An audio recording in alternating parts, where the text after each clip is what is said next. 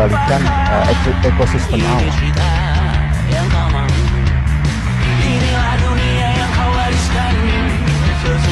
Tapi kita diberi karunia oleh Yang Maha Kuasa.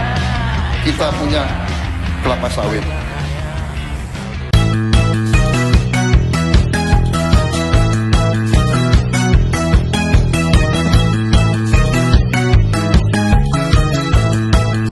Banjir bandang di Sumatera Barat, sering disebut Galodo ini, jika membawa material vulkanik, dipicu oleh multifaktor yang saling berkaitan dengan yang pertama itu ada faktor meteorologi, yaitu intensitas hujan yang sangat tinggi atau curah hujan yang ekstrim.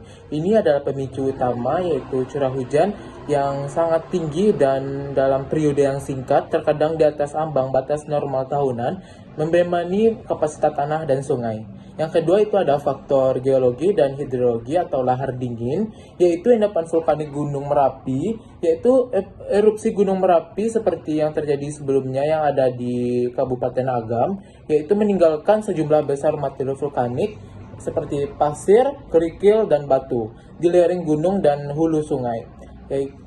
Berikutnya itu ada lahar hujan atau banjir lahar dingin. Ketika hujan lebat turun, air menghanyutkan endapan vulkanik ini dan air hujan ini terakumulasi sementara dan kemudian jebol, menyebabkan banjir bandang yang membawa material padat seperti kayu dan batu besar dengan daya rusak yang sangat besar.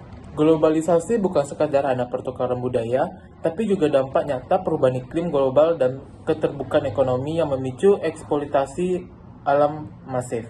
Konteks peristiwa banjir bandang dan longsor serentak di Aceh, Sumatera Utara, dan Sumatera Barat pada akhir November 2025 yang menelan korban jiwa lebih dari 1.000 orang, di mana posisi Pancasila saat ini alam mulai berontak akibat ulah manusia di era globalisasi ini. Bencana Sumatera ini yaitu menjadi punggung pembuktian bahwa nilai-nilai Pancasila masih hidup.